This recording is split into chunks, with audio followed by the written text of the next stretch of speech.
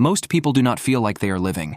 They feel like they are catching up on work, catching up on messages, catching up on laundry, catching up on sleep, catching up on life itself. And somewhere between Monday morning and Sunday night, they say the sentence that has become the national anthem of modern adulthood, "I just don't have time." But Laura Vanderkam's 168 Hours challenges that sentence. Not gently, not politely, almost like a calm capybara looking at your calendar and saying, "Are you sure?" Because Vanderkam's main idea is simple but uncomfortable. You have more time than you think. Every week, every single person gets 168 hours. That is 24 hours a day, 7 days a week. It sounds obvious, but most people do not think about time this way. They think in rushed weekdays, packed mornings, tired evenings, and vague dreams of someday. But life is not lived in someday. Life is lived in hours. And if you want a better life, you have to become more intentional about where those hours go. The big idea. You have 168 hours every week. The central idea of the book is that a week is a much better unit for thinking about time than a single day. A single day can feel cramped. Maybe Monday is chaotic. Tuesday disappears into meetings. Wednesday becomes a small emotional disaster with email. Thursday you are tired. Friday you are pretending to work while mentally crawling toward the weekend. But a full week gives you more space. Hours is enough time to include full-time work, sleep, family, exercise, hobbies, rest, and meaningful personal goals, if you plan with intention. Let's do the math. If you work 40 hours a week and sleep 8 hours a night, that is, 40 hours of work, 56 hours of sleep, 72 hours still available. That does not mean those 72 hours are completely free. Life has chores, commuting, errands, meals, family responsibilities, and random tiny emergencies. But it does mean the story "I have no time" is often not fully true. The real question is not, do I have time? The better question is, where is my time actually going? That is where the book becomes powerful. Because once you stop treating time as a mysterious cloud of stress and start treating it as 168 real hours, you can begin to make better choices. The myth of the time. Crunch. Vanderkam argues that many people feel more time-starved than they actually are. This does not mean life is easy. Many people are genuinely busy. Parents, professionals, entrepreneurs, students, caregivers. Life can absolutely be full. But feeling busy and having no time are not always the same thing. Sometimes we lose time because we do not track it. Sometimes we overestimate how much we work. Sometimes we underestimate how much we watch TV, scroll, browse, or drift. Sometimes we spend hours on activities that do not match our values, then wonder why life feels empty. The book points to time diary research showing that people often have more discretionary time than they believe. But because this time is scattered in small pieces, it does not feel like abundance. 10 minutes here, 20 minutes there, half an hour lost to scrolling. An evening that quietly disappears into low-quality leisure. Individually, these moments look small. Together, they are your life. The point is not to become obsessive. The point is to become honest. A capybara does not panic about every minute, but it does know when the pond is being slowly replaced by meetings. Teresa Daitner, the woman who made time visible. One of the memorable examples in the book is Teresa Daitner. She ran a construction company, managed large projects, raised 6 children, and still made time for sleep, exercise, hobbies, family activities, social life, and rest. When she introduced herself to President Barack Obama as a business owner and mother of 6, he asked what most people would ask: "When do you sleep?" The surprising answer: she did sleep, around 7 hours a night. She also exercised, read, watched TV, spent time with her family, planned events, and ran a serious business. So how did she do it? Vanderkam highlights 2 key lessons from Daitner's life. First, she treated time as real, not as a vague feeling, not as an emotional excuse, but as minutes and hours that could be chosen, arranged, and used. For example, she used small pockets of time intentionally, like reading to her children during a brief gap between school drop-offs. Second, she believed she was in charge of her time. That may sound simple, but it is a massive mindset shift. Many people talk about time as if it is something that happens to them. My day got away from me. I had no choice. I was too busy. I don't know where the time went. Daitner's view is different. Every minute is a choice, not always an easy choice, not always a perfect choice, but still a choice. This is the mindset Vanderkam wants us to adopt.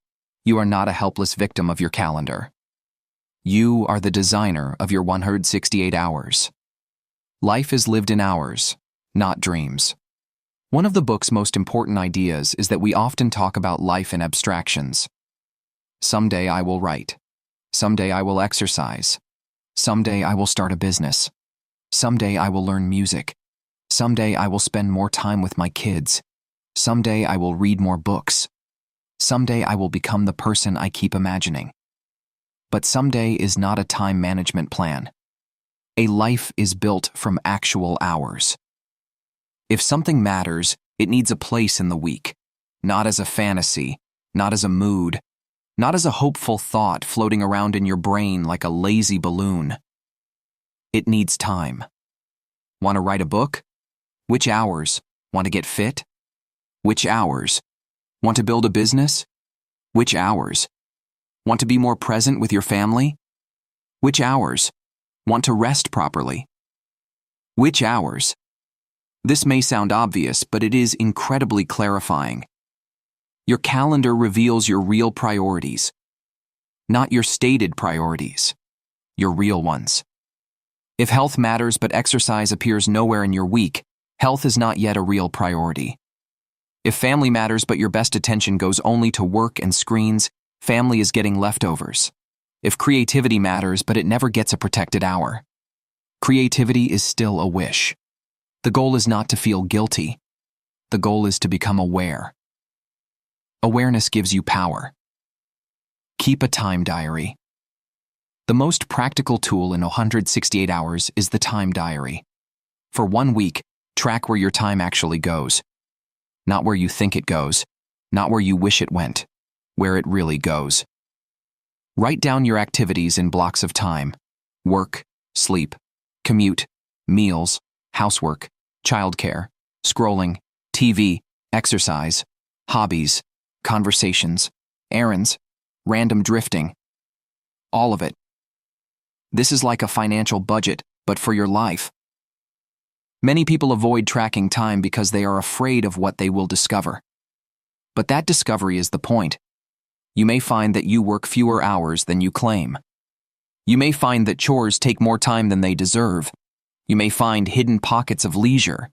You may find that your phone is eating your dreams one tiny bite at a time. You may find that the problem is not lack of time, but lack of intention. A time diary does not judge you. It simply shows you the truth. And the truth is where better choices begin. Core competencies. Spend more time on what you do best. Vanderkam borrows a business idea called core competencies. In business, a company's core competencies are the things it does especially well, the things that create the most value and are hard for others to copy. Vanderkam applies this idea to personal life. Your core competencies are the things you do best, enjoy most, and can use to create meaningful value. They are activities that energize you, matter to you, and fit your strengths. The key idea is this: spend more time on your core competencies and less time on things that drain you, distract you, or could be minimized, delegated, outsourced, simplified, or ignored. This applies to work and home. At work, your core competencies might be strategy, writing, selling, teaching, designing, leading, problem-solving, or building relationships. At home, they might be meaningful parenting, hosting family rituals, cooking if you love it, planning adventures, mentoring your kids, or creating a warm environment. The point is not to do everything. The point is to do more of what only you can do well, and less of what does not need your best energy. Make a list of 100 dreams. One of Vanderkam's most useful exercises is creating a list of 100 things you want to do in your life. This list can include big goals and small pleasures, places you want to visit, books you want to read, skills you want to learn, projects you want to build, experiences you want to have, people you want to spend time with. creative ideas you want to try. At first, 100 may sound like a lot, but that is the point. The first 20 may be obvious. After that, you have to dig. You start discovering forgotten interests, strange curiosities, quiet dreams, and tiny desires that have been buried under adult responsibility. This exercise helps you learn what actually matters to you. And once you know what matters, you can start placing some of those things inside your 168 hours, not someday. This week. Maybe not the whole dream, but a small piece, a language lesson, a walk, a phone call, a page written, a museum visit, a business idea researched, a class scheduled, a trip planned, a peaceful evening protected. Dreams become real when they enter time. Choose the right job. Vanderkam makes a strong point about work. The right job gives you energy for the rest of your life. The wrong job drains the entire week.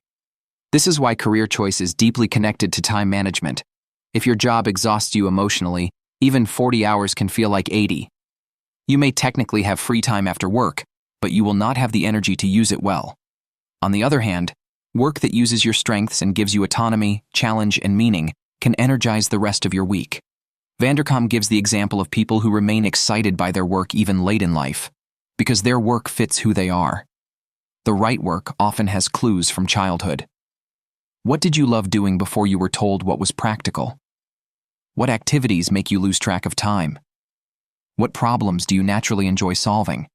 What do people ask you for help with? What kind of challenge makes you feel alive instead of drained? This does not mean everyone can instantly quit and find a dream job, but it does mean you can start moving toward work that better matches your strengths. You can reshape your current role, ask for different responsibilities, build skills, start a side project, explore a new field, network toward better opportunities. Stop pretending that hating your job is a personality trait.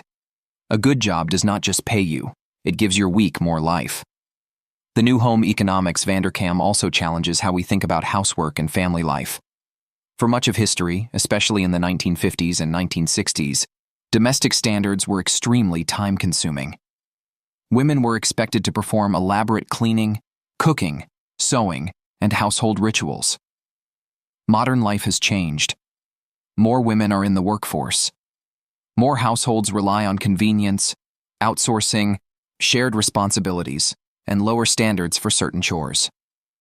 And Vanderkam suggests this is not necessarily a problem, because not all household tasks deserve unlimited time. A perfectly cleaned house may not matter as much as meaningful family time, sleep, exercise, or career growth. This is where core competencies matter again. If you love cooking and it brings your family together, great. Cook. If you hate elaborate cooking and it drains your week, simplify it. If cleaning relaxes you, fine. If cleaning consumes hours that could be used for higher value life, lower the standard or get help if possible. The goal is not to live in chaos. The goal is to stop treating every domestic task as equally important. Some things need to be done. Some need to be done well. Some only need to be done well enough. Very freeing. Very capybara approved. Quality time with family. One of the book's most practical family lessons is that time with children or loved ones does not always require grand gestures. You can build meaningful connection by combining family time with activities you already enjoy. If you love music, listen together or go to concerts. If you love nature, walk or hike together. If you love reading, read aloud. If you love cooking, make meals together. If you love sports, play or watch together. This matters because many people separate what I enjoy from what my family needs. But often, the best family time comes when you bring people into the things that energize you. Also, family time can happen in unexpected pockets. A breakfast conversation, a bedtime routine, a short morning walk, 10 minutes reading in the car, a weekly ritual, an evening game, a weekend adventure. The goal is not to create a perfect family calendar. The goal is to be intentional. Love needs time, but it does not always need huge amounts of time. It needs attention, consistency, and presence. The real problem is not time. It is priorities.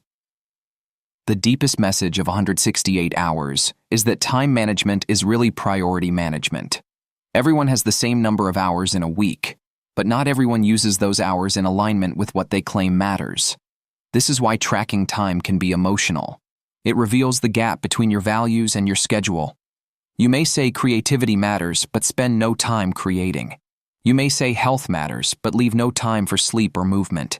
You may say your marriage matters, but never schedule real connection. You may say you want freedom, but spend hours on low-value obligations. Again, this is not about guilt. It is about design. A better life does not usually require discovering a secret 25th hour. It requires reallocating the 168 you already have. How to apply 168 hours. This week. Here is a simple way to use the book immediately. Step 1.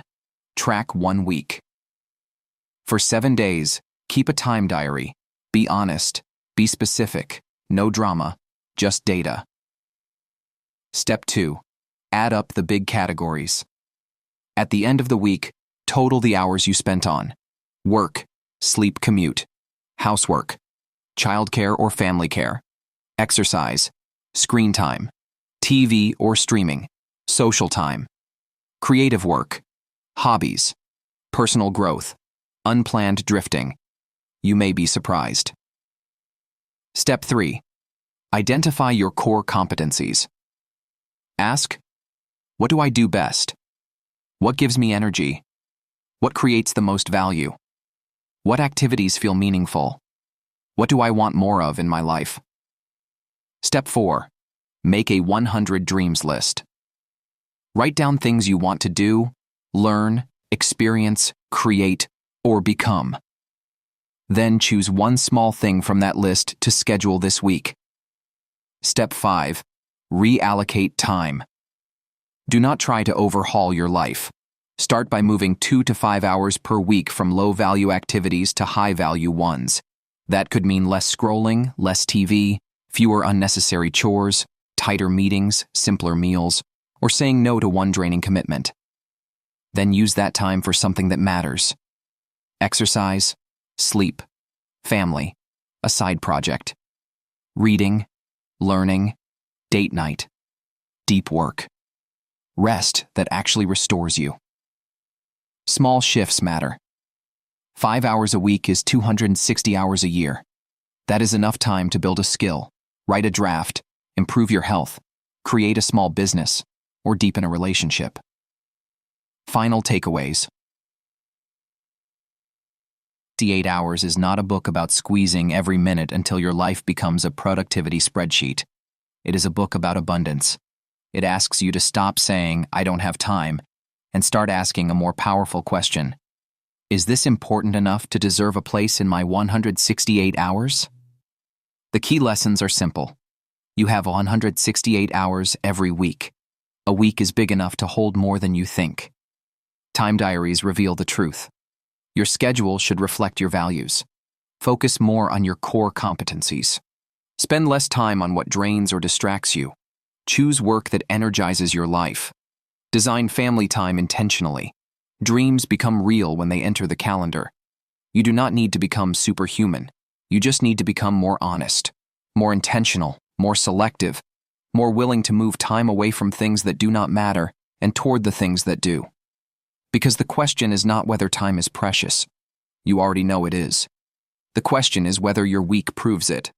So this week, try one thing. Track your time. No judgment, no shame, just curiosity. Look at where your 168 hours go. Then choose one small change that makes your life feel more like yours. And if this summary helped you rethink your time, subscribe to the Lazy Capybaras for more calm, practical, and slightly unbothered book summaries about productivity, focus, money, mindset, business, and personal growth, so you can stop chasing time and start designing it.